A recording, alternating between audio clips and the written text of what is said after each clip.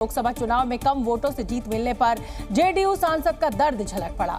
एक कार्यक्रम में बोलते हुए सीतामढ़ी के नवनिर्वाचित सांसद देवेश चंद्र ठाकुर ने मुसलमान और यादवों पर अपना गुस्सा निकाला।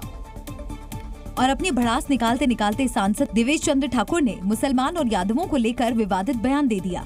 देवेश चंद्र ठाकुर ने कहा कि मुसलमान और यादव मेरे घर आएं और चाय नाश्ता करें, लेकिन मैं उनका कोई काम नहीं करूंगा।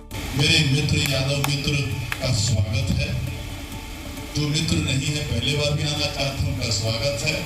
यादवों का और मुसलमानों का आइए, चाय पीजिए, मिठाई खाइए, काम के बारे में मत बोलिए, मैं आपका काम नहीं करूंगा।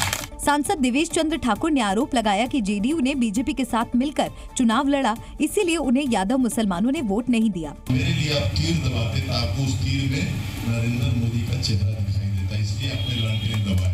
दरअसल इस चुनाव में देवेश चंद्र ठाकुर को 5,15,719 वोट मिले, वहीं आरजेडी के अर्जुन राय को 4,64,363 वोट मिले और देवेश चंद्र ठाकुर की जीत का अंतर केवल 51,356 ही रहा। जिस अग्निवीर योजना को लेकर विपक्ष ने मोर्चा खोला और बीजेपी को चुनावी नुकसान झेलना पड़ा, लेकिन केंद्र सरकार ने न सिर्फ इस योजना को जारी रखने का ऐलान किया, बल्कि अग्निवीरों की भर्ती का अभियान भी शुरू कर दिया।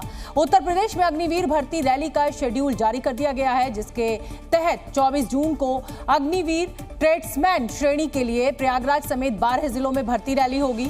25 जून को अग्निवीर तकनीकी श्रेणी के लिए भी प्रयागराज समेत 12 जिलों में भर्ती रैली होगी। 26 जून अंबेडकर नगर, बस्ती और महाराजगंज अग्निवीर जनरल ड्यूटी के लिए भर्ती रैली होगी। 27 जून को कुशीनगर, कौशाम्बी, संत कबीर नगर और सिद्धार्थ नगर में अग्निवीर जनरल ड्यूटी की भर्ती रैली होगी।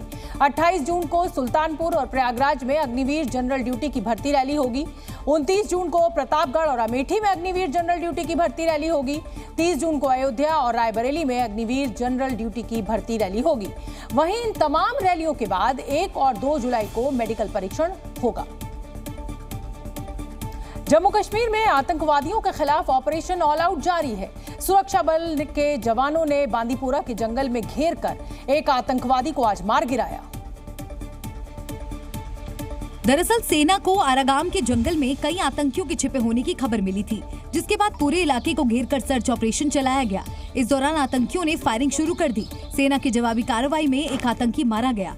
इधर 9 जून को रियासी में तीर्थ यात्रियों की बस पर हुए आतंकी हमले की जांच एनआईए को सौंप दी गई है। गृह मंत्रालय के आदेश के बाद इस केस में नई एफआईआर दर्ज की गई है। इससे पहले 16 जून को गृह मंत्री ने जम्मू कश्मीर की सुरक्षा व्यवस्था को लेकर मीटिंग की थी, जिसमें आतंकवाद को कुचलने और आतंकियों की मदद करने वालों पर भी सख्ती बरतने के निर्देश दिए गए थे। दरअसल 9 से 12 जून के बीच 4 दिन में आतंकवादियों ने 4 वारदातों को अंजाम दिया था, जिसके बाद सुरक्षा बल लगातार अलर्ट मोड में है।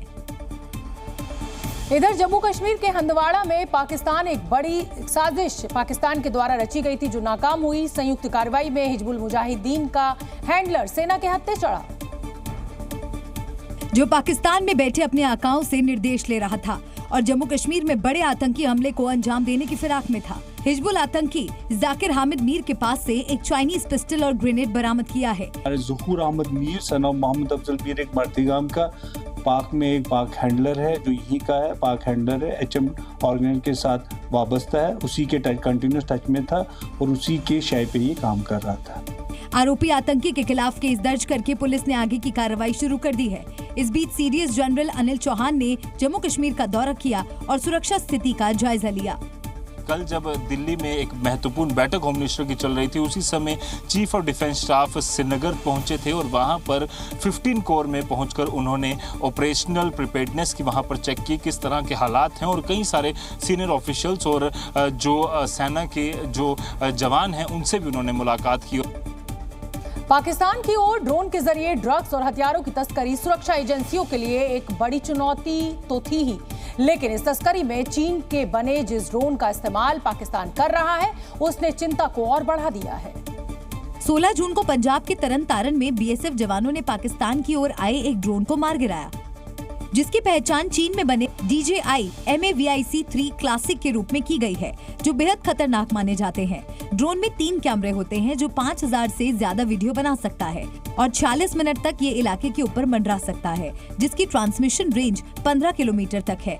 ऐसे में एक्सपर्ट्स इस ड्रोन के जरिए पाकिस्तान पर भारत की खुफिया जानकारी जुटाने का अंदेशा जता रहे हैं। चाइना के बने हुए इस ड्रोन से हिंदुस्तान की खुफिया जानकारी पाकिस्तान पहुंचने की पूरी संभावना है, इसलिए इसके खिलाफ तुरंत एक्शन लिया जाए। दरअसल पाकिस्तान से चीन में बने ड्रोन का देश की सीमा में घुसना बड़ी साजिश की तरफ इशारा कर रहा है।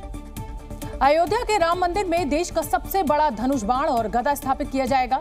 ये विशालकाय धनुष और गदा राजस्थान में बनाया गया है, जो अब अयोध्या पहुंच भी गया है। और अब धनुष बाण और इस भारी भरकम गदा को जल्द ही राम मंदिर में स्थापित कर दिया जाएगा। गदा और धनुष को 5 धातुओं से बनाया गया है। गदा का वजन 1600 किलोग्राम है। वहीं गदा की लंबाई 26 फीट और चौड़ाई 12 फीट है। धनुष बाण का वजन 1100 किलोग्राम है। धनुष की लंबाई 19 फीट और चौड़ाई 31 फीट है। गदा और धनुष बाण को राम मंदिर के मुख्य पुजारी आचार्य सत्येंद्र दास को समर्पित किया जाएगा और जल्द ही इन्हें रामलला के दरबार में जगह दी जाएगी। Zee News।